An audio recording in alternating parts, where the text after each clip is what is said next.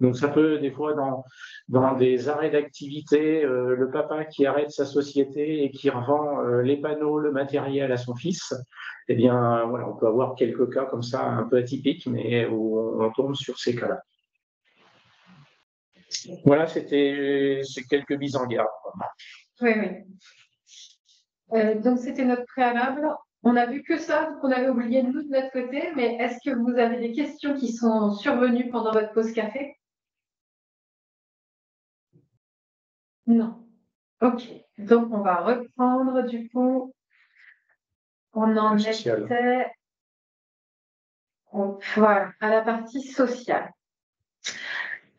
Donc, au niveau du social, on voulait vous parler de la suite de la réforme des retraites, refaire un petit point du cumul emploi-retraite et puis après des petites mesurettes aussi qui sont liées à ça.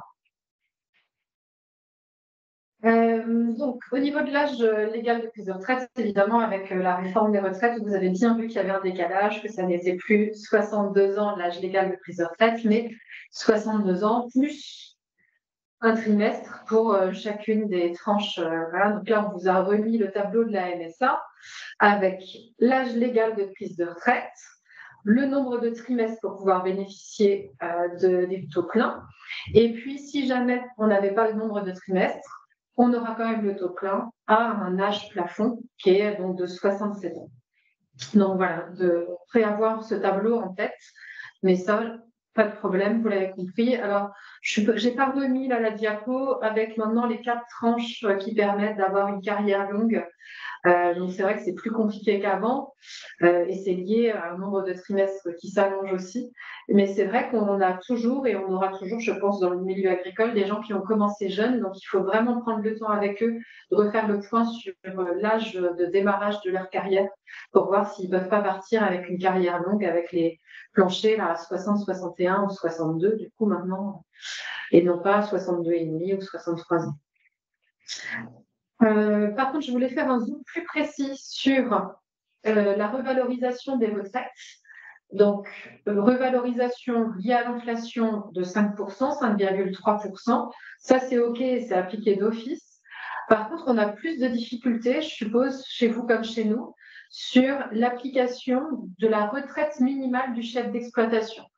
Donc, ce qui est prévu, c'est qu'un chef d'exploitation agricole qui a sa retraite avec le bon nombre de trimestres, qui a eu 17,5 ans de chef d'exploitation, au moins plus de 17,5 ans de chef d'exploitation, et qui demande toutes ses retraites, a le droit à avoir, avec son calcul de retraite où il va avoir 800, 900 euros, un complément différentiel de retraite complémentaire pour porter sa retraite minimale à 1177 euros. 0,03, bien sûr, à partir du 1er janvier 2024.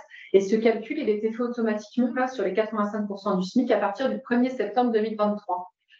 Or, ça, c'est un peu la théorie parce que hier, j'avais encore quelqu'un au téléphone où ça n'est pas appliqué et on lui verse toujours que 800 euros tous les mois. Il faut, du coup, ça devrait être automatique. C'est de droit, de plein droit quand on remplit tous les critères, mais ça ne l'est pas forcément. Donc, il faut quand même reposer la question à la MSA sur le mode de calcul de sa retraite. Et donc, ça vaut pour toutes les retraites passées, comme pour celles à venir, ce chiffre-là. Moi, j'en ai vraiment marre d'entendre des agriculteurs qui se plaignent de leur montant de leur retraite. D'ailleurs, je ne vois pas pourquoi ils manifestent. Non, ça va. Je n'ai choqué personne. Ils ont droit à ces 1177 euros par mois. Mais je pense qu'il faut le réclamer à la MSA pour que le calcul soit refait. Les conditions, elles ne sont pas si énormes que ça. Le nombre de trimestres, c'est 17 ans et demi de chef et liquider tous ses droits retraite. Et au minimum, ils ont droit à ça. Évidemment, ça, c'est une sorte de brut.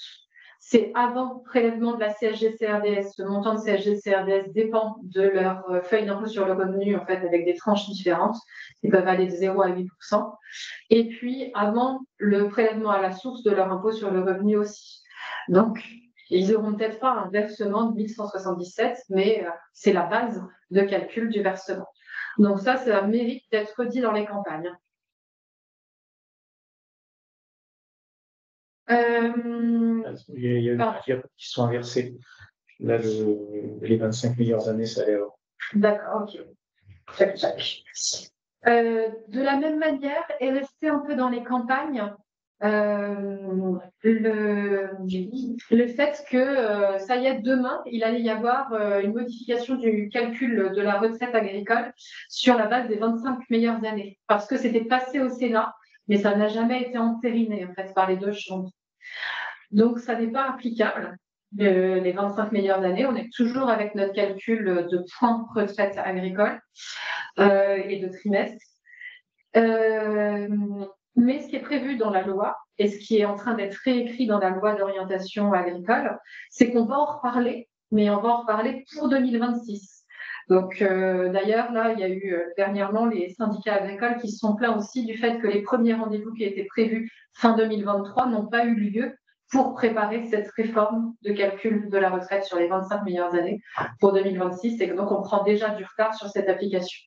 Donc ça, voilà, il ne faut pas trop compter dessus, pas tout de suite.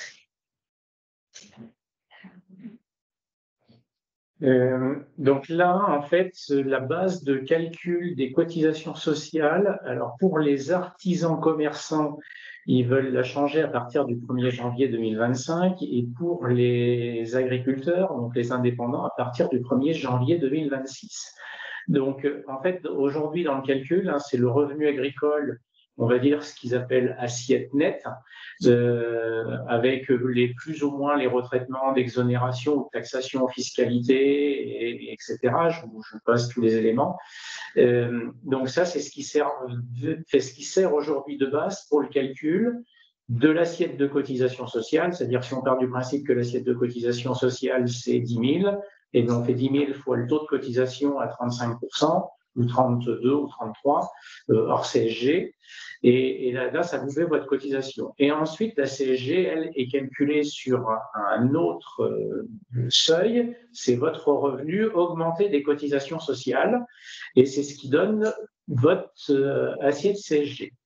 Et la loi, en fait, propose donc une mesure de ce qu'ils appellent d'unification de ces bases, ainsi que l'application d'un abattement à vocation de remplacer forfaitairement le montant des cotisations sociales.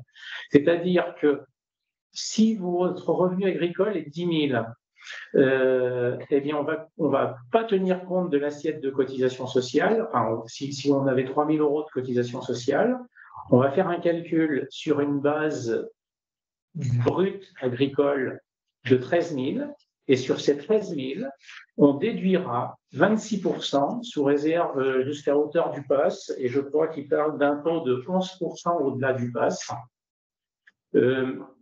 Donc, en fait, ils sont en train, on pourra déduire fiscalement, ou l'assiette de calcul, on pourra la déduire sur une base forfaitaire avant déduction des cotisations MSA de 26%. Donc, quelque part, ça revient à augmenter un petit peu on n'augmente pas les taux, alors quoi qu'ils nous disent en plus dans la loi de finances sécurité sociale que les taux pourraient être réajustés. Mais là, on est en train d'indirectement d'augmenter la base taxable. C'est-à-dire que si vous considérez que les cotisations sociales globalement sont de 40%, si vous faites 40 140e de mémoire, ça doit faire 28 ou 29%. Et là, on est en train de vous dire que le taux serait de 26%. Donc, ça veut dire qu'indirectement, on a augmenté légèrement la base taxable. Mais par contre, on applique 26%. Alors, ça change pas grand-chose. Ça permet d'unifier et peut-être de simplifier les choses. Mais je pense que c'est une manière douce d'augmenter légèrement le taux de cotisation sociale avec un objectif derrière annoncé de dire on donnera un peu plus de retraite derrière parce qu'on aura un peu plus de rentrée d'argent. Donc, si on a un peu plus de rentrée d'argent, c'est bien qu'il va y avoir soit une augmentation des taux, soit un calcul magique qui va augmenter indirectement la base taxable. Ou peut-être un peu des deux. Donc ça, on a le temps encore de le voir venir parce que c'est 1er janvier 2026 pour les agriculteurs et 1er janvier 2025 pour les artisans commerçants. J'ai remis un petit point sur le cumul emploi-retraite parce que ça a été remis en fait sur la table avec la réforme des retraites, sur le fait de se réouvrir des droits en faisant du cumul emploi-retraite. On se réouvre des droits, on recotise, pas pour des prunes, on recotise pour se réouvrir des droits à une retraite, à une seconde retraite potentiellement, mais pas 3, hein, c'est écrit comme ça, il ne faut pas exagérer non plus. Donc juste un rappel sur les règles qui n'ont pas changé du coup du cumul emploi-retraite, si ce n'est qu'avant on disait qu'il y avait un système entre les 60 ans, enfin l'âge à laquelle on a pris la retraite, jusqu'à l'âge de 62 ans. Mais en fait, c'est l'âge du taux plein. Et donc maintenant, il faut redire que c'est bien les règles libéralisées sont sur les règles qui sont après l'âge auquel on a atteint son taux plein, donc 62 plus 3 mois, ou plus 6 mois, ou plus 9 mois, etc. Donc, quand on est sur un départ pour carrière longue, on est sur un cumul emploi-retraite encadré. Et quand on va dépasser l'âge, on repassera sur un cumul emploi-retraite libéralisé. Dans l'encadré, ce qui est interdit, c'est de redevenir chef d'exploitation. Ça, c'est toujours le cas. Mais on a aussi l'interdiction d'être aide familiale ou conjoint collaborateur. Par contre, on a tout à fait le droit d'être salarié sur l'exploitation agricole, même celle qu'on vient de céder, il n'y a aucun problème. Et donc, juste, je le redis parce que parfois il faut le redire, on est encadré, mais on n'a pas cette limite de carence de 6 mois et de revenu qui ne doit pas dépasser son ancien revenu ou le plafond lié à je ne sais plus combien de SMIC. Ces règles-là, elles sont liées à si on part à la retraite en tant que salarié, où on ne peut pas redevenir salarié chez son ancien employeur. Et à ce moment-là, il y a des plafonds de ressources. Mais là, comme nous, on prend la retraite et qu'on était chef d'exploitation agricole, on a tout à fait le droit de redevenir salarié le lendemain sur l'exploitation agricole où on était à chef d'entreprise. Et puis, on a le droit de reprendre toute autre activité non agricole. Et quand on a dépassé l'âge de son taux plein et qu'on prend toutes ses retraites, pour faire du cumul emploi-retraite, il faut liquider tous ses droits retraite, et bien à ce moment-là, on est sur un cumul emploi-retraite libéralisé. Libéralisé, alors oui, mais pas autant que toutes les autres professions. Un docteur, il a le droit de redevenir docteur instantanément, mais pas un agriculteur, il ne pourra pas redevenir chef d'exploitation agricole. Par contre, sauf si c'est chef d'exploitation agricole sur autre chose que l'exploitation qu'il avait avant, c'est-à-dire plutôt affilié en nombre d'heures, élevage chien-chat, élevage hors sol avec un nombre de mètres carrés à respecter. Donc ça, c'est possible à la rigueur. Et puis après, on a le droit de redevenir salarié agricole, ex-familial, conjoint collaborateur, maintenant limité à 5 ans quand même. Et puis toute autre activité non agricole, aucun problème. Voilà, je voulais juste préciser ces règles de cumul encore. C'est bon? Voilà. Il y a une actualisation du plafond annuel de la sécurité sociale, le PASS, tous les ans en général. Donc là, c'est pareil, une augmentation de 5,4%. Ce plafond, il sert de référence pour plein de choses. Pour les déductions sur les plans d'entreprise et puis aussi sur le calcul des prélèvements sociaux. Aide familiale en individuel, mais pas en société, il me semble. Ah, oui, tout à fait.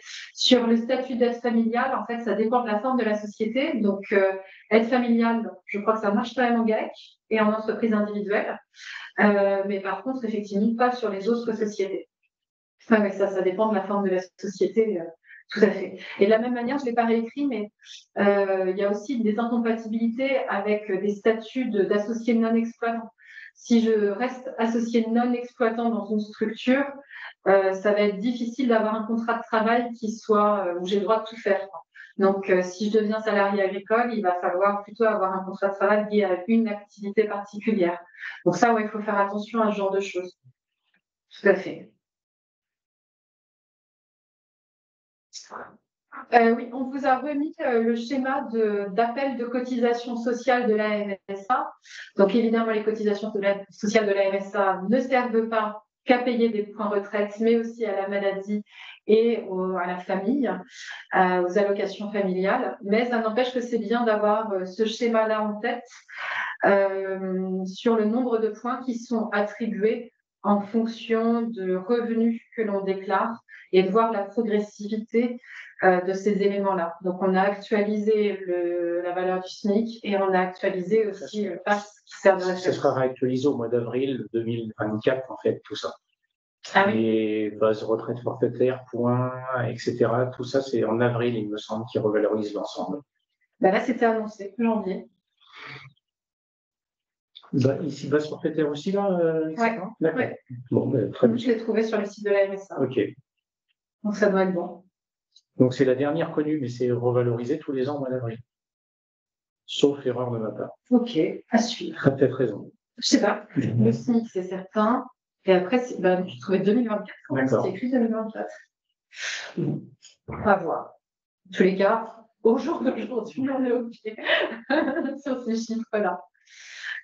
Mais oui, ça permet de revoir un peu le système de plancher d'appel de cotisation sociale. OK. Et puis après, je vous ai remis la PUMA parce que c'est parfois surprenant, la PUMA. Si vous connaissez, vous l'avez déjà digéré. Si vous ne l'avez pas encore entendu, c'est un peu surprenant. La PUMA, c'est l'ancienne CMU. Et c'est la protection universelle maladie. C'est le fait que n'importe qui sur le sol français puisse avoir une couverture maladie minimale, même s'il n'a pas de revenus professionnels. Mais en fait, c'est aussi appelé, même si les gens sont affiliés à la NSA, si jamais ils n'ont pas un revenu agricole suffisant. S'ils ont un revenu agricole, un revenu professionnel inférieur à 8 227 €, qui correspond aussi à la valeur du PACS de l'année précédente, eh bien, on va les considérer qu'ils sont éligibles à la PUMA. Et comme la PUMA n'est pas vraiment gratuite, on va leur appeler une cotisation qui s'appelle la cotisation subsidiaire maladie. Et elle est basée sur les revenus du capital que l'on peut avoir. Et c'est vrai que les agriculteurs, ils ont souvent des revenus fonciers, surtout quand on est dans des schémas de société. On a une SCEA avec une location de ses propres terres. Et bien, on va avoir du revenu de capital et on va avoir potentiellement des faibles revenus agricoles. Donc, c'est pour ça aussi souvent qu'on le dit, d'ailleurs, oui, avec ce schéma-là aussi, on dit souvent que ça ne sert à rien d'avoir un revenu à zéro agricole, ni un revenu trop faible, puisque de toute façon, en dessous de 6 990 €, on a une cotisation minimale agricole qui est appelée. Et en plus, si on a moins de 8 000 €, on aura la PUMA qui va être appelée. Cette PUMA, elle va être de 6,5% de la partie des revenus qui dépasse 20 500 € de revenus de capitaux. Donc, c'est déjà des loyers importants si c'est que des loyers, mais en fait, c'est tous les revenus de capitaux, donc c'est aussi les placements financiers, etc. On va ajouter à ça. Donc, il y a quand même des situations où il y a cet appel de cotisation qui est fait et qui est un peu vexatoire. Donc, c'est important de le savoir sur l'activité, le temps de l'activité professionnelle, et aussi pour toutes les personnes qui nous posent la question d'arrêter leur activité professionnelle avant de percevoir la retraite et de ne pas reprendre d'autres activités, donc de ne pas non plus aller chercher des droits chômage et tout ça, juste de prendre 2 années sabbatiques, en fait, entre 60 et 62 ans, admettons. C'est souvent le cas des dames, en fait, qui attendent, qui cessent l'activité en même temps que monsieur et qui ne veulent pas reprendre d'activité professionnelle. Et bien, il faut quand même savoir qu'ils risquent d'avoir la cotisation PUMA à payer. Voilà. Donc ça, c'est important d'en être conscient, de l'avoir en tête. Ça va? Ça a l'air d'aller. On voulait vous remettre un petit mot sur la PAC qui avait des incidences sociales aussi. Donc, pour ceux qui font les déclarations PAC, là, il ne doit pas y avoir sur cette partie-là, pas de problème. Vous savez qu'il y a les 2 types d'exigences qui sont contrôlées au titre de la conciliabilité, donc la notion d'environnement, de santé publique, bien-être animal, et puis ensuite les BCE. Donc, si l'agriculteur est responsable de non-conformité à une des exigences, une réflexion sur ces aides est prévue avec toutes les sanctions qu'il va avec. Donc ça, on va dire, c'est l'introduction, c'est ce qui est connu. Et là, il viendrait s'ajouter en fait une conditionnalité sociale. Donc non-respect, ouais, mais ça a été rajouté là. Donc non-respect des conditions de travail, Et enfin, voilà, en fait, c'est en cas de contrôle social, l'inspecteur pourrait indirectement attribuer une sanction pour non-respect de diverses choses vis-à-vis des salariés ou des cotisations versées ou de la qualité de vie au travail. Et les sanctions, c'est la chose suivante, l'absence document unique, document unique. évaluation des risques professionnels. Eh bien, premier constat, c'est 5%, deuxième constat, c'est 15% de réduction sur les aides. Donc, ça fait une chose de plus à prendre en compte.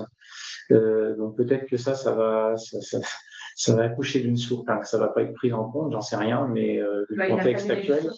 Mais c'est aussi, oui, en cas de contrôle en fait, de l'inspection du travail, il peut y avoir une incidence sur la PAC aussi. C'est ça ce qu'il faut retenir.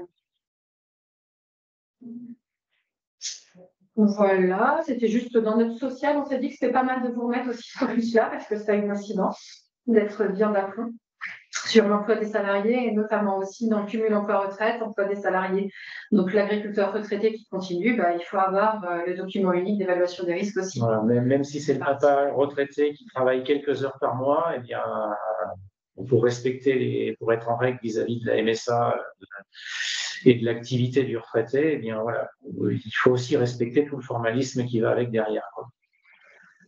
Voilà, c'était notre partie sur le social. Est-ce que vous avez des questions sur le social, mesdames et messieurs? Donc, on va continuer sur le juridique, ça vous va. Le juridique, c'est petit point d'actu, c'est des actus de 2023 surtout, et c'était juste pour être sûr que tout le monde soit bien d'aplomb vis-à-vis de ça. C'est du réchauffé. Ouais, d'un an, ça va. La première des choses, je ne vais pas rentrer dans le détail, mais c'est juste que vous l'ayez bien en tête, c'est que aujourd'hui, on est bien sur un contrôle de la régulation foncière, donc demande d'autorisation d'exploiter, projet de cession de parts sociales, et puis après, le droit de préemption de la SAFER sur les biens immobiliers qu'on connaît déjà depuis longtemps, mais un cumul de tous ces contrôles-là, et qu'il ne faut pas louper les étapes, et il faut bien y penser. J'ai pensé à vous mettre cette diapo parce que nous avons eu un dossier d'installation avec la Chambre d'agriculture où on pensait pouvoir l'installer demain. Et non, parce que le projet de cession de parts sociales n'a pas été notifié à la SAFER. Et en fait, on se dit, mais non, mais on n'est pas dans 100 passe tous. Ben oui, mais non, c'est pas grave qu'on ne soit pas dans 100 passe tous. Parce que déjà avant, depuis longtemps maintenant, depuis 2017, depuis la loi anti-accaparement contre les Chinois, eh bien, on a l'obligation de faire une notification des projets de cession de parts des sociétés agricoles 2 mois avant la cession de parts auprès de la SAFER. Propriétaire immobilière ou pas, locataire, ça suffit. Toute société d'exploitation agricole, on doit avoir cette notification faite là. Donc, c'est pas parce qu'il y a son passe-tous en plus qu'il y a quelque chose en moins. Non. Donc, on a toujours ces notifications de projets de cession de parts à faire. On a rajouté une couche supplémentaire, mais on n'en a pas enlevé. Donc, juste pour que vous ayez bien le calendrier en tête au cas où ce sera un peu confus, la demande d'autorisation d'exploiter, en principe, c'est 4 mois à l'avance. Quand le dossier est complet, on a une autorisation tacite au bout des 4 mois. Si jamais il y a une candidature concurrente dans les 2 premiers mois de la notification de la publicité, on suspend, on rajoute un délai pour répondre et étudier les candidatures concurrentes de 2 mois, donc ça porte à 6 mois la réponse. Mais il faut avoir en tête aussi que lorsqu'on est sur un agrandissement excessif, le dossier peut être suspendu de 8 mois, donc c'est-à-dire 12 mois en tout, pour pouvoir permettre à un jeune agriculteur de constituer complètement son dossier d'installation. Donc agrandissement excessif, du coup je ne l'ai pas noté là, mais 230 hectares par UTA. Je crois que c'est ça. Ce détail-là, de toute façon, vous l'avez dans la plateforme de formation à distance. Si vous voulez retourner voir les détails de cette réglementation-là, vous l'aurez. Donc ça, demande d'autorisation d'exploiter, DDT, préfet de région qui donne la réponse. Ensuite, on a sur les parts sociales de sociétés GFA, mais aussi SCEA, GAEC, EARL, sociétés où il y a une exploitation agricole, propriété ou pas propriété. On a l'obligation de notifier les projets de cession de parts sociales. Et même si c'est familial, il y a au moins une notification, pas forcément une préemption, mais au moins une notification dès qu'il y a une part sociale, 2 mois à l'avance. Ça, c'est le minimum. La SAFER, elle ne peut rien faire, si ce n'est vérifier qu'on a bien demandé l'autorisation d'exploiter auprès de la DDT pour boucler la boucle. Si on devient exploitant, c'est une prise de participation en tant qu'exploitant, on boucle la boucle pour voir si c'est OK. Et puis, ça leur permet de tenir des statistiques et de voir si jamais on n'est pas en train de les frauder, vendant 99% des parts et non pas 100% pour éviter leur droit de préemption. Voilà, donc ça, c'est au minimum la notification. Droit de préemption si on vend la totalité des parts sociales. Donc ça, c'est OK, c'était la règle qui existait déjà avant. C'est ajouté à ça, effectivement, la réglementation s'en passe tous, qui est applicable depuis le 1er janvier 2023 et qui est liée à la prise de participation au sein d'une société. Donc, on n'est pas forcément sur une cession de parts sociales, on est sur le fait de prendre des droits de vote dans la structure, de prendre du pouvoir dans la structure. Et on va regarder la propriété immobilière de la personne qui va prendre ce pouvoir. Mais propriété immobilière en direct et en indirect. Et donc là, on va porter le délai à 4 mois et demi au minimum et en principe maximum 9 mois. Et entre les deux, il peut y avoir des échanges avec la SAFER de négociation pour pouvoir rendre le dossier plus acceptable sur un enjeu de renouvellement des générations et d'installation agricole, notamment pour isoler une partie des structures et le reproposer en location ou en vente à un jeune agriculteur qui s'installerait avec les aides. Donc voilà le délai qui est porté, quand on prend son calendrier à l'envers, de bien l'anticiper. Voilà. Les notifications SAFER s'en passent tous. Elles sont visibles sur le site de la SAFER. Enfin, vous avez peut-être déjà consulté, mais pour ceux qui ne savent pas, on peut les consulter sur le site de la SAFER. Et puis après, lorsqu'il y a une vente sur une propriété immobilière, on a toujours le droit de préemption de la SAFER à purger. Donc ça, c'est le notaire qui s'en occupe 2 mois à l'avance. Ça n'a pas changé. Et ce qui n'a pas changé, c'est que parfois, il y a des ventes immobilières où le notaire ne s'est pas posé la question de la non-autorisation d'exploiter. Donc si l'acheteur a en plus envie d'exploiter les terres, il faut bien le faire en parallèle. Donc à ne pas oublier, en parallèle et même préalablement, vu les délais. Donc, à ne pas oublier. Voilà, c'était le petit rappel du jour sur cette réglementation qui se cumule. Ça va? On est OK?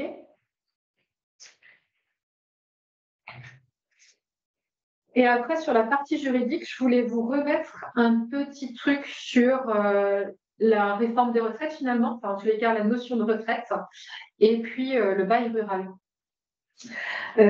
Parce qu'on a quand même de plus en plus la question de la résiliation des baux, enfin de l'arrêt des baux ou de la cession des baux, de devenir des baux en tous les cas, liés à la prise de retraite. Donc on doit systématiquement rechecker, de voir si on parle d'âge légal, est-ce qu'on parle de l'âge auquel j'aurais le droit de prendre la retraite avec un taux plein. Là, pour le coup, ça dépend vraiment de ma carrière, du nombre de trimestres. C'est plus l'âge légal, c'est autre chose. Ou alors l'âge auquel j'ai envie de partir moi à la retraite, qui est complètement libre. On a le droit de faire durable. Et puis, l'âge légal du taux plein assuré, en fait, les 67 ans. Donc, ce qu'il faut faire préalablement, comme travail avec l'agriculteur, c'est de revérifier qui est le fermier, parce qu'on a vraiment plein de dossiers où on a beaucoup de baux, et chacun des baux est différent, un régime différent, donc de reprendre, est-ce que le bail a été fait au nom de la personne? Est-ce qu'il a été fait au nom de 2 associés, monsieur, madame ou pas? Est-ce qu'on considère qu'il est fait au nom de la société parce qu'il n'y a jamais eu d'écrit avant la création de la société et qu'après, c'est la société qui a payé le loyer? Enfin, voilà, ça fait partie des questions à trancher avant de prendre la décision du plan d'action à mener pour régler la retraite liée au bail. Si le nom est fait au nom de la personne et qu'on a envie qu'il continue, il va falloir demander la cession de bail. Et juste pour rappel, c'est bien une demande préalable avant de prendre la retraite. Il faut l'autorisation écrite du bailleur. Même lorsque c'était un bail verbal, il faut une trace écrite d'autorisation du bailleur. Et puis, une fois qu'on réalise la cession de bail, il faut l'informer qu'on réalise la cession de bail au nom de madame ou de l'enfant. Et puis, si jamais on met à la disposition d'une société, il ne faut pas oublier de faire la lettre recommandée dans les 2 mois qui suivent la mise à disposition de la société, même si en fait, pardon, on est sur monsieur qui mettait déjà à la disposition du GAEC. Le monsieur cède son bail au fils qui continue à mettre à la disposition du GAEC. Ça n'empêche, on a eu une session de bail, donc on a bien l'obligation de refaire un courrier d'information, une lettre recommandée dans les 2 mois de mise à disposition du bien lui. Et donc ça, c'est important parce que maintenant, on sait que les tribunaux, lorsqu'il y a un conflit avec le propriétaire, que le fermier a quoi que ce soit demandé au propriétaire et qu'on va devant le tribunal paritaire des baux ruraux, on va regarder tout l'historique pour voir si on a bien respecté le formalisme initialement. Est-ce qu'il y a 10 ans, il y a 15 ans, vous aviez bien envoyé la lettre recommandée d'information de la mise à disposition de la société? Sinon, vous êtes un mauvais fermier, vous n'avez pas le droit à la cession de bail, par exemple. Donc ça, il faut vraiment être hyper vigilant par rapport à ce formalisme-là qui est obligatoire. Ensuite, peut-être qu'on va demander la résiliation amiable du bail liée à la prise de retraite si c'était un bail personnel. Et donc là, je pense que vous savez tous, normalement, être 12 mois avant la date anniversaire du bail, où on a atteint l'âge de la retraite, où on a envie de prendre la retraite en tous les cas, lorsque c'est un bail de 9 ans, ou 18 mois lorsque c'est un bail à long terme. Mais c'est vrai qu'on a plutôt tendance à conseiller aux gens de rédiger une résiliation amiable de bail pour ne pas respecter le délai de 18 mois ou 12 mois parce qu'on ne sait pas toujours exactement à quelle date on va pouvoir prendre la retraite. Et ça permet aussi de présenter le repreneur et de faire le lien avec le propriétaire bailleur. Ensuite, dans la situation où c'est copreneur, il faut que je vous dise qu'en ce moment, il y a pas mal de jurisprudence liée, enfin de décisions de tribunaux liées à ces questions-là. En fait, ça a été une modification il y a quelques années maintenant, il y a peut-être 7 ans, sur les beaux copreneurs lorsqu'il y avait un départ à la retraite, une cessation d'activité d'un des 2 copreneurs. Avant, on ne faisait aucun formalisme. Et puis, il y a eu une réglementation qui nous a dit attention, il faut régulariser le passé. Et puis, pour l'avenir, il faudra, dans les 2 mois qui suivent la cessation d'activité d'un des copreneurs, envoyer une lettre recommandée au propriétaire, l'informant que, en fait, il n'exploite plus, il n'a plus envie de payer le loyer et de continuer le bail qu'au nom d'un seul preneur. Et donc, en ce moment, on a les premières décisions des tribunaux sur est-ce que ça lèse le propriétaire bailleur de ne plus avoir qu'un seul locataire. Est-ce que si en fait l'autre n'a pas respecté ce formalisme mais qu'il est toujours solidaire du paiement du loyer, il y a un problème ou il n'y a pas de problème. Donc ça, je pense que c'est encore un peu trop tôt pour dire les solutions des tribunaux parce que ça semble assez nouveau.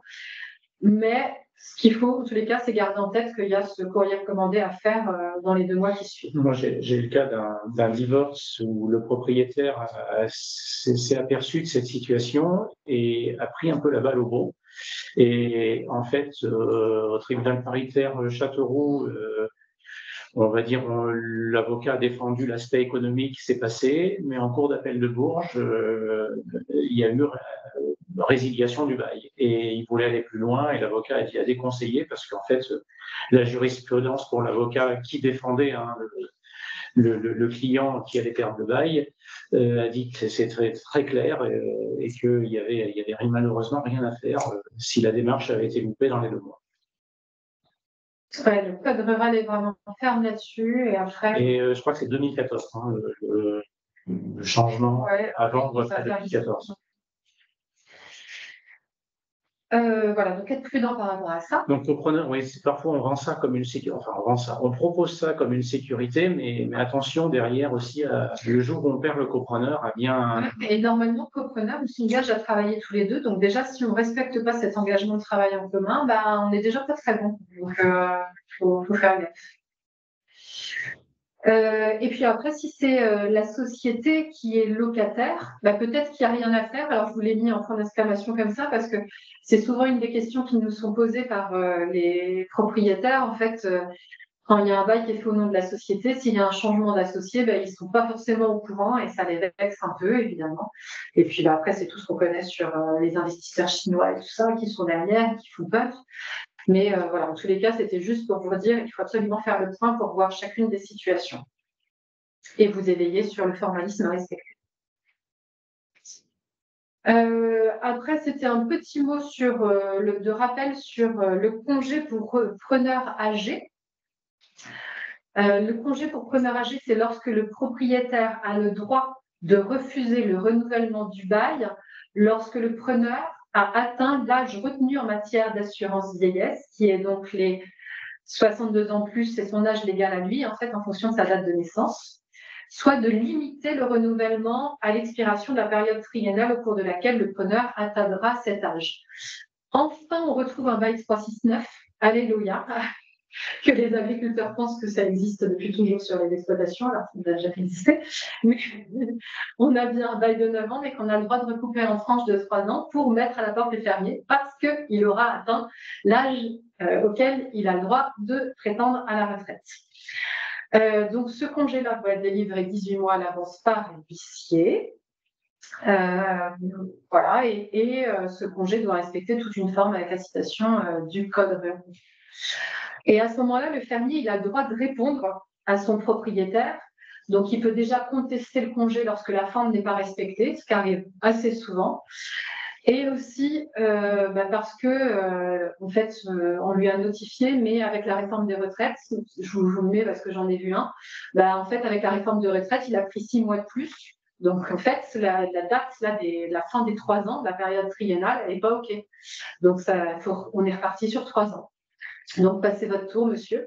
Mais donc, il faut répondre. Et normalement, pour contester le congé, il faut saisir le tribunal paritaire des baux ruraux. Parfois, une simple réponse va suffire.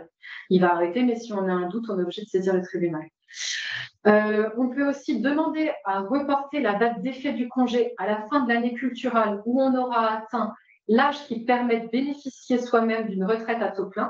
C'est-à-dire, lui, il vous a envoyé un congé sur l'âge légal en fonction de votre année de naissance, mais ça ne vous permet pas d'atteindre votre âge de retraite à taux plein. Vous avez le droit de lui répondre ça et d'aller jusqu'au bout de la période en fait, de l'année culturelle qui vous permettra. Donc ça, c'est un droit c'est 2 pleins droits, en fait, cette réponse-là. Il faut évidemment le motiver, donc il faut justifier de votre calcul de la MSA avec le relevé retraite et tout ça. Et puis, oui, on recommande de saisir le tribunal paritaire pour faire valider ça, mais ça pourrait aussi se finir avec une négociation amiable juste pour pousser à l'année culturelle où ça permet de toucher la retraite à taux plein. Quand on reçoit ce congé-là, on a aussi le droit de demander la cession de bail au conjoint ou à l'enfant. Mais le propriétaire, il a aussi le droit de refuser cette autorisation de cession de bail. Donc, c'est là où ça finit en général au tribunal paritaire des baux ruraux. Donc, on conteste le congé, on demande la cession de bail pour que le bail continue à un des enfants ou au conjoint. Et c'est là où on va reprendre tous les historiques pour voir si vous étiez un bon fermier ou pas. Et donc, bon fermier, en ce moment, au niveau des tribunaux, c'est effectivement celui qui a respecté tout le formalisme des lettres commandées. C'est aussi celui qui n'a jamais coupé un arbre ni une haie. C'est hyper grave en ce moment au niveau des tribunaux. Il y a eu plusieurs décisions où on a considéré que c'était une dégradation du fonds loué, le fait d'avoir détruit des immeubles, donc, puisque un arbre et une haie sont des immeubles. Et puis aussi, il y a eu des décisions sur les retards de paiement. Donc, on est un mauvais fermier quand on ne paye pas et qu'on n'a pas payé, même après mise en demeure, etc. On peut obtenir la résiliation du bail, c'est OK. Mais même, il y a eu des décisions où lorsqu'on a toujours payé en retard, eh bien, on était un mauvais fermier. Donc, le tribunal ne donne pas l'autorisation de la cession de bail. C'est important que vous l'ayez en tête aussi parce que nous, en pratique, on voit qu'il y avait des baux qui étaient payables. Nous, ici, c'est le 30 septembre, 1er novembre, 11 novembre, ça dépend, mais qui sont en ce moment payés systématiquement au moment du versement des aides FAC, donc plutôt en décembre. Et en fait, le fait de ne pas avoir de trace écrite qui autorise vraiment, qui soit un avenant au bail, où le propriétaire autorise vraiment à décaler le paiement, fait que le jour où il va se réveiller dans 5 ans, dans 10 ans, il pourra dire « Ah non, mais tu m'as toujours payé avec 3 mois de retard, alors que je ne t'avais jamais autorisé officiellement à le faire, donc tu étais un mauvais fermier. » Donc ça, c'est aussi un point de vigilance, je pense, où il faut qu'on avertisse les agriculteurs de bien faire attention à ça et que s'ils sont d'accord avec leur propriétaire pour payer en retard, d'officiellement l'écrire. Et la dernière réponse possible quand on reçoit un congé pour preneur âgé, c'est de dire « Oui, mais je souhaite conserver une parcelle de subsistance sur le bien loué. Il faut garder en tête que même si on est soi-même propriétaire de la surface suffisante pour garder la parcelle de subsistance, on n'est pas obligé de la garder sur une parcelle de propriété. On a le droit de la garder sur des biens loués à son propriétaire. Et donc, il est déjà arrivé qu'il y a des gens pas très intelligents, pas très malins, qui, pour embêter leur propriétaire, demandent à garder la parcelle de subsistance en plein milieu du reste qui soit en location. Après, c'est évidemment dans le tribunal paritaire des baux ruraux, c'est plutôt des gens de bon sens. Donc, en général, ils demandent à ce qu'il y ait une conciliation qui soit faite et trouver un morceau, parce qu'on ne peut pas le refuser, mais de trouver quelque chose qui soit cohérent. Voilà, sur le congé pour preneur âgé. Et puis après, donc, vous oubliez ce que je viens de vous dire sur le congé pour preneur âgé, et on passe à autre chose, une autre règle qui est liée aussi au congé, qui est aussi liée à l'âge de la retraite, mais c'est le fait de recevoir un congé lorsque le propriétaire veut reprendre pour exploiter par lui-même ou un membre de sa famille ou le gérant du GFA. Enfin, voilà, on peut imaginer ce genre de choses, mais c'est bien le congé pour reprendre pour exploiter par soi-même. Et bien, à ce moment-là, le fermier a le droit de demander à être maintenu sur les terres en location, sur le bien loué, s'il est à moins de 5 ans, et c'est moins de 5 ans de l'âge légal de prise de retraite. Donc, à chaque fois, je vous ai remis là, les 62 ans plus temps de mois en fonction de son année de naissance. Mais aussi, s'il est à moins de 5 ans de l'âge lui permettant de bénéficier de la retraite à taux plein. Le texte, en fait, il a été écrit, modifié pour qu'il y ait ces deux options possibles, puisque ce n'est pas forcément le même âge. Donc, l'âge auquel on peut avoir la retraite à taux plein, c'est maxi 67 ans et ça dépend du nombre de trimestres. Mais le début, ça peut être 62 ans. Donc, on peut quand même y passer un petit peu de temps à regarder le dossier avant de savoir si on est dans le délai des 5 ans. Donc, à la restitution du congé, le fermier il a 4 mois pour contester le congé, saisir le tribunal paritaire et justifier de l'un ou de l'autre des 5 ans par rapport à ces âges-là. Voilà. Et donc, dans ce cadre-là, le bail il est prorogé jusqu'à la date de retraite qu'on a justifiée, qu'on demande de justifier, la fin de l'année culturelle de la date de retraite justifiée. Par contre, la cession de bail, elle est impossible. C'est pour ça que je vous disais de ne pas mélanger les deux dispositifs parce que ce n'est pas les mêmes incidences, les mêmes conséquences. Voilà, j'espère que je ne vous ai pas perdu. Avec ces règles juridiques de baux ruraux qui font rêver. Mais je me disais que c'était bien de remettre un petit point parce que c'est quand même des éléments qui, au fil du temps, on voit que ça a leur importance. Est-ce que vous avez des questions sur cette partie baux ruraux?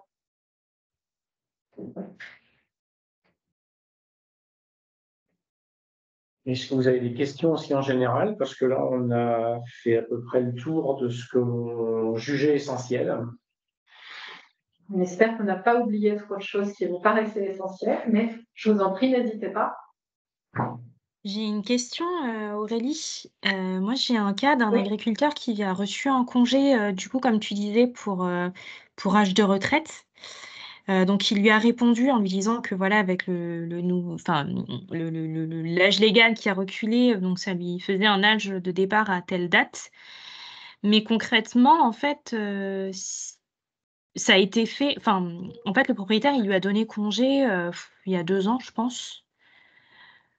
Mais sans parler de date de renouvellement de bail, et cetera.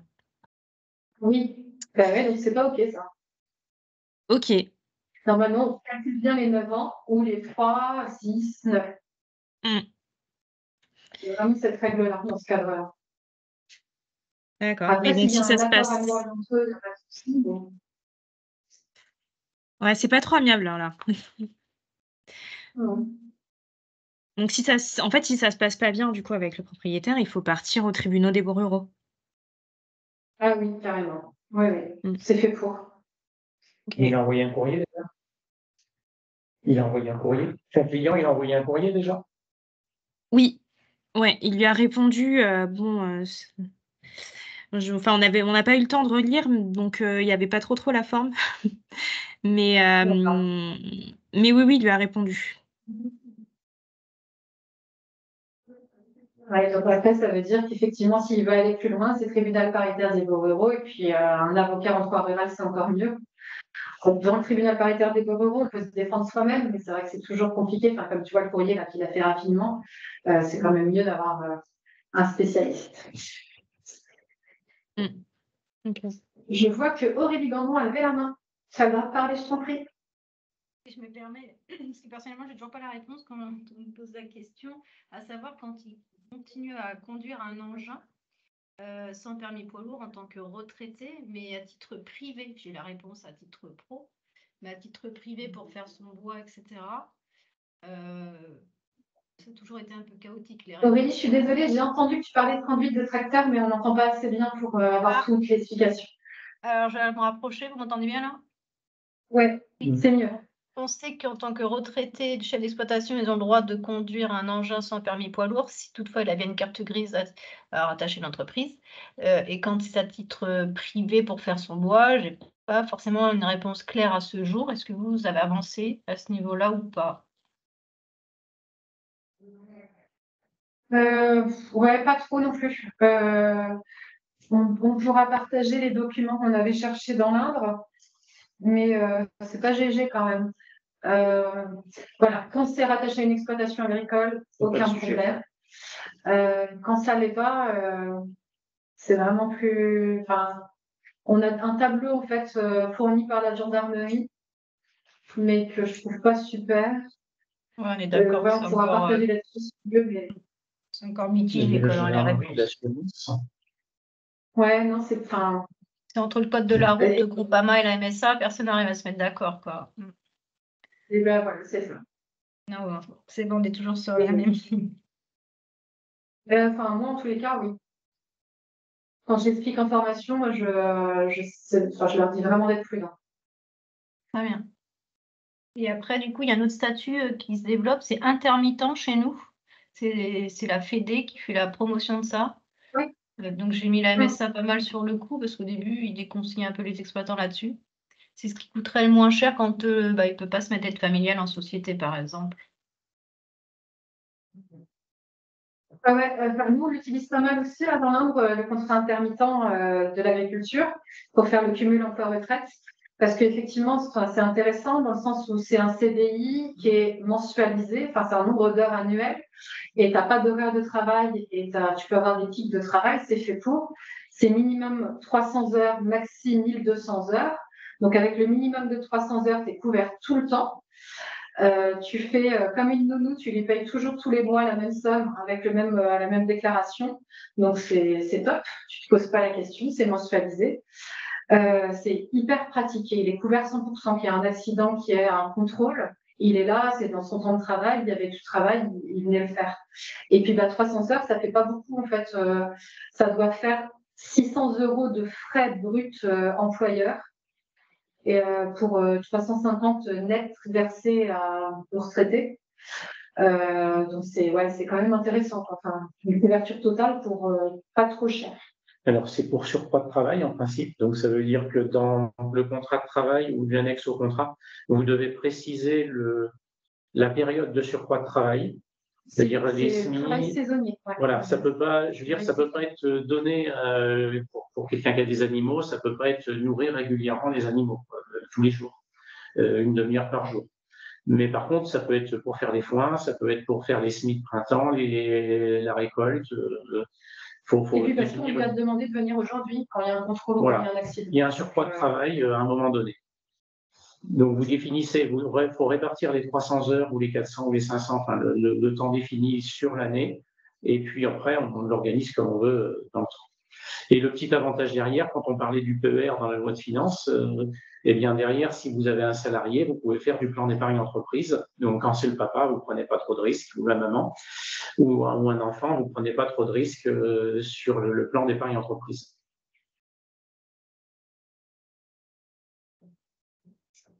On a une question de Thibault.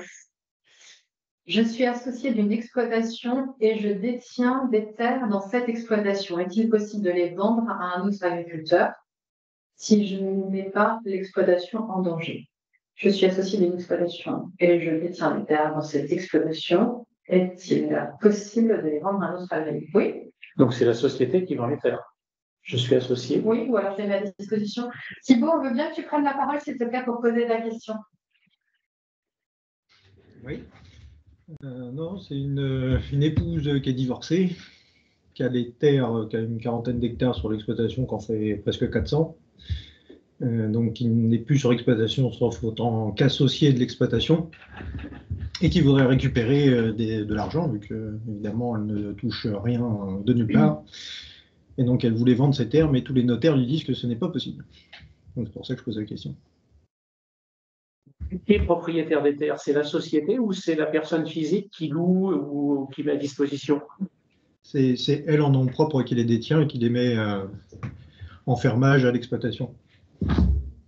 Ah, elle les met en fermage. Donc oui, du coup, c'est le bail rural qui s'applique. Donc, il faut effectivement résilier le bail pour pouvoir les vendre si on veut les vendre libres. Alors, déjà, peut-être vérifier s'il n'y a pas une confusion entre le fermage et la mise à disposition. Parce que si c'est une mise à disposition, ça veut dire que dès lors que vous perdez la qualité d'exploitant dans la société, la mise à disposition elle tombe. Par contre, si c'est un bail, le bail, quel que soit votre statut dans l'exploitation, sur la société, lui, il reste. Avant de sortir de la société, après, il faut voir les conditions de gouvernance qui permettent de résilier un bail ou pas. Qui prend la décision? Je pense que c'est juste le gérant tout seul. Est-ce que c'est une décision à l'unanimité? Est-ce que cette personne, si elle a 50% des parts et avec les 50%, ben, on a le pouvoir de résilier un bail, ben, elle peut se résilier son propre bail? Est-ce qu'elle peut faire un courrier de façon au gérant en reprenant ses terres 3 mois avant la fin du bail, quoi? Si c'est un bail rural, non. Du coup, il faut vraiment regarder quel est le contrat.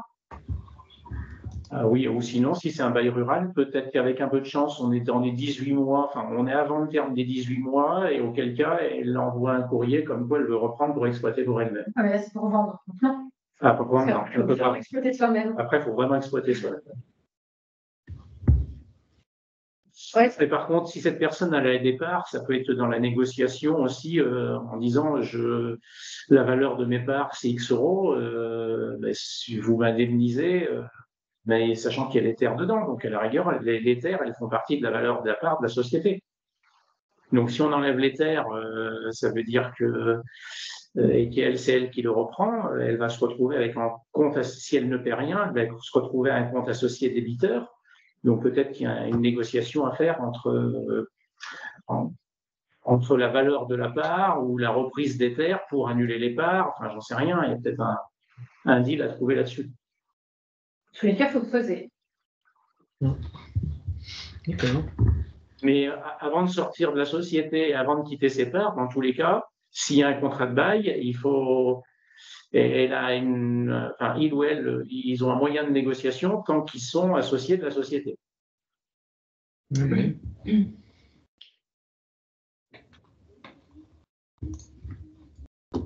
Stéphane nous a envoyé le lien de la MSA sur l'explication de la conduite du tracteur. Du coup, tu veux dire quelque chose, Stéphane? Oui, bonjour. Non, rien de précis. C'était juste que tout à l'heure, par rapport à la question de la retraite, voilà, j'avais trouvé ce lien-là avec un tableau qui est plutôt, je trouve, assez clair. Donc voilà.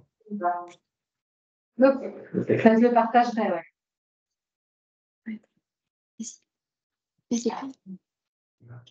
Moi, j'ai une question. C'est Claire de la Chaussée, mais avec le lien de Laura Chabassier. Ma question est la suivante.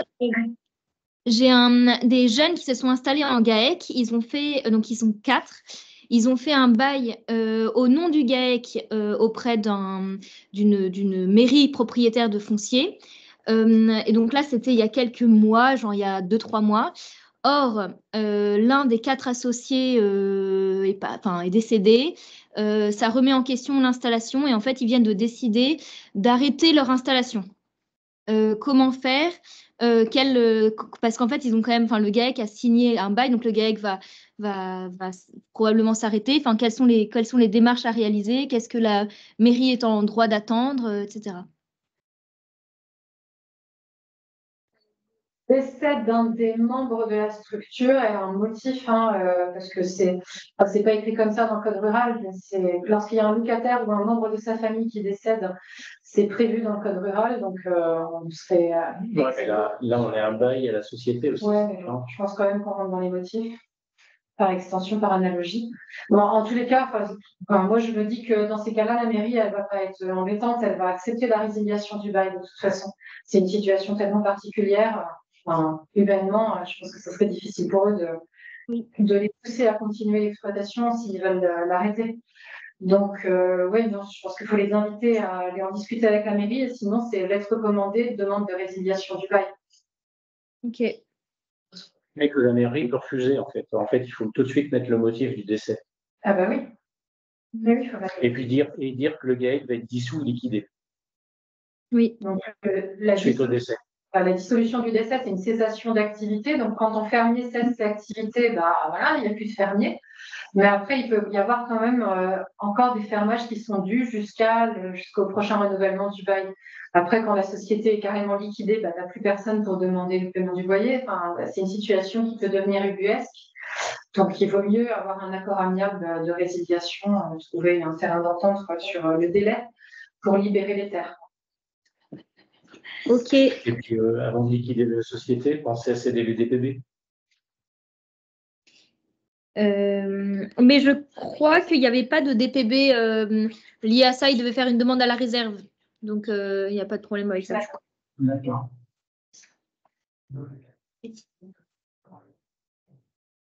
Merci.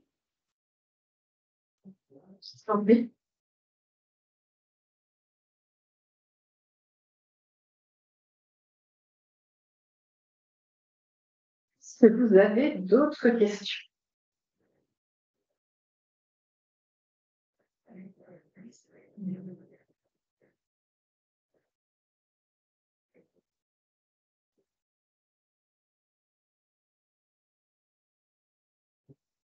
Donc, ouais, peut-être vous partager. Je suis là, partager. Je vais vous remontrer juste la plateforme de formation à distance. C'est moi. Vous vous connectez en tant que collaborateur champ. Et du coup, sur votre plateforme de formation, vous avez celui-ci, je l'ai mis en jaune pour que ça se voit bien. Actualisation des connaissances. Oui, je suis bien partagée. Vous voyez bien mon écran?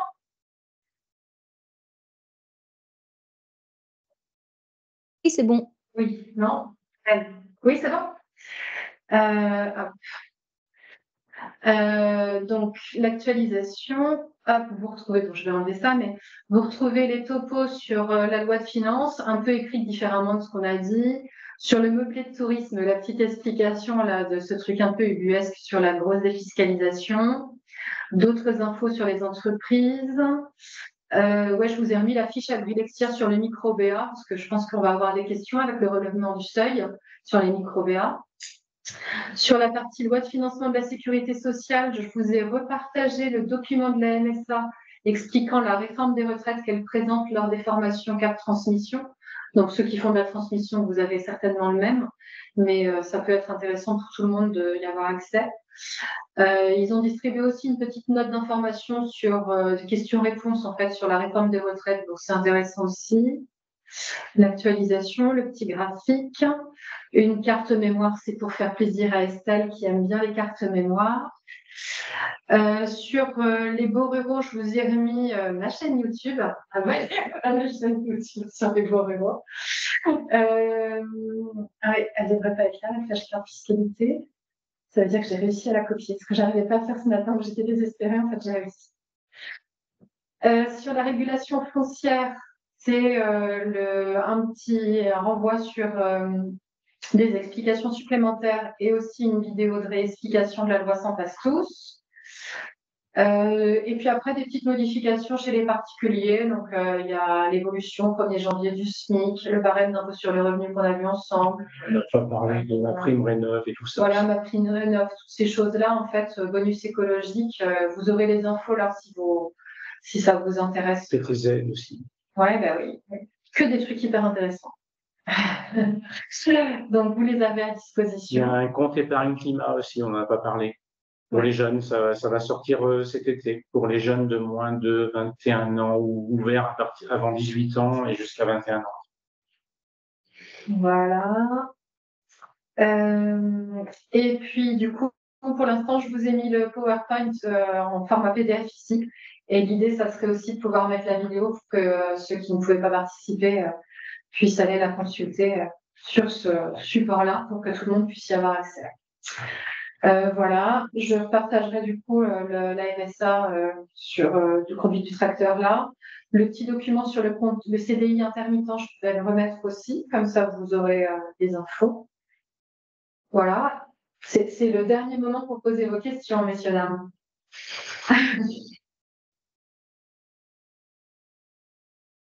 Il y en a pas. Bon, s'il n'y a pas de questions. Donc, soit on vous a assommé, soit c'était clair. J'arrête de partager. Je vous remercie. Voilà. Ah oui, c'était clair, merci. Alors, non, il y a quand même une question. Dans le doc actif, est-ce qu'il y a besoin de permis en fonction du poids? Ah oui, d'accord, c'est encore le truc. Ah oui. Ben oui. Si l'engin n'est pas rattaché à une ferme et retraité, pas besoin. Ouais. Ouais, ben oui. On est toujours sur quelque chose sur la conduite du tracteur qui est un peu bizarroïde. Eh bien, très bien, messieurs, dames, ravi de vous avoir revus pendant ce webinaire. Moi, ça me fait plaisir. Je vous souhaite une bonne continuation dans vos activités de conseil qui sont cruciales pour l'activité agricole. Lâchez rien, c'est important. Installation, transmission, c'est hyper important. Voilà, si jamais vous avez des questions, n'hésitez pas, on vous a laissé nos coordonnées. Voilà, si jamais vous avez besoin de nous pour une formation, n'hésitez pas, ça nous fera plaisir. On adaptera en fonction de vos besoins. Et bien sûr, n'oubliez pas d'être innovant. Ne lâchez pas l'IRD non plus. Merci beaucoup Voilà. Aurélie et merci Olivier. Ouais, merci beaucoup Thibaut. Merci à vous, c'était avec plaisir le partage. Et puis s'il y avait des questions complémentaires, n'hésitez pas, on essaiera de vous répondre. Voilà. Eh bien, bonne soirée, bonne continuation.